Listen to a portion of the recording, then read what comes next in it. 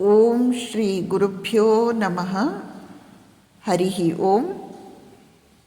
ಶ್ರೀಮಾತೆ ಶ್ರೀ ಶಾರದಾ ದೇವಿಯವರು ಸಾಧನೆ ಮತ್ತು ಕೃಪೆ ಎಂಬ ವಿಷಯವಾಗಿ ಕೆಲವು ಮಾತುಗಳನ್ನು ಹೇಳುತ್ತಾರೆ. ಮನಸ್ಸು ಶುದ್ಧವಾಗಬೇಕಾದರೆ ತುಂಬ ತಪಸ್ಸು ಮಾಡಿರಬೇಕು.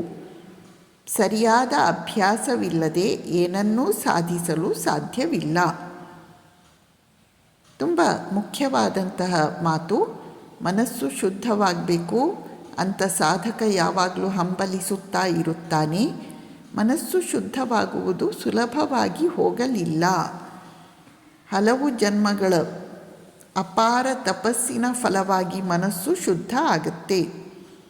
ಮತ್ತು ಸಾಧನೆಯ ವಿಷಯವಾಗಿ ಸರಿಯಾಗಿ ತಿಳಿದುಕೊಂಡು ಸರಿಯಾಗಿ ಅಭ್ಯಾಸವನ್ನು ಮಾಡಬೇಕು.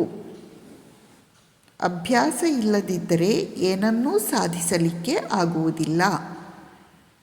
ಮತ್ತೆ ಹೇಳುತ್ತಾರೆ, ಎಷ್ಟೋ ತಪಸ್ಸಿನಿಂದಾಗಿ ಮನಸ್ಸು ಶುದ್ಧವಾಗುತ್ತದೆ.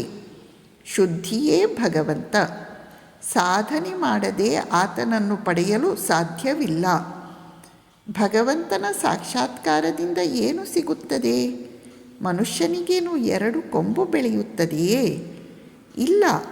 ಅವನ ಮನಸ್ಸು ಶುದ್ಧವಾಗುತ್ತದೆ. ಶುದ್ಧವಾದ ಮನಸ್ಸಿನಿಂದ ಜ್ಞಾನವನ್ನು ಪಡೆದುಕೊಳ್ಳುತ್ತಾನೆ. ಎಷ್ಟೋ ಜನ್ಮಗಳ ತಪಸ್ಸಿನಿಂದ ಮನಸ್ಸು ಶುದ್ಧ ಆಗುತ್ತೆ. ಈ ಅಂತಃಶುದ್ಧಿಯೇ ಭಗವತ್ ಪ್ರಾಪ್ತಿ. ಸಾಧನೆ ಇಲ್ಲದೆ ಈ ರೀತಿ ಅಂತಃಶುದ್ಧಿಯನ್ನಾಗಲಿ ಭಗವತ್ ಪ್ರಾಪ್ತಿಯನ್ನಾಗಲಿ ಪಡೆಯಲು ಸಾಧ್ಯ ಇಲ್ಲ. ಭಗವಂತನ ಪ್ರಾಪ್ತಿ ಆಯಿತು ಅಂತ ಅಂದ್ಕೊಳ್ಳಿ. ಆಗ ಏನು ಸಿಗುತ್ತೆ ನಮಗೆ? ಆಗ ನಮಗೆ ಏನು ಸಿಗುತ್ತದೆ? ಶ್ರೀಮಾತೆಯವರು ಸ್ವಾರಸ್ಯಕರವಾಗಿ ಹೇಳುತ್ತಿದ್ದಾರೆ. ಏನು 2 ಕೊಂಬು ಬೆಳೆದು ಬಿಡುತ್ತದೆ ಏನೋ? ಇಲ್ಲ ಇಲ್ಲ. ಮನಸ್ಸು ಶುದ್ಧವಾಗುತ್ತದೆ. ಜ್ಞಾನ ನೇತ್ರಗಳು ತೆರೆಯುತ್ತವೆ. ವಿವೇಕ ಪ್ರಜ್ಞೆ ಜಾಗೃತವಾಗುತ್ತದೆ. ಅದೇ ಮನುಷ್ಯ ಜೀವನದಲ್ಲಿ ಎಲ್ಲಕ್ಕಿಂತ ಮುಖ್ಯವಾಗಿ ಬೇಕಾದುದು. ನಮಸ್ಕಾರ.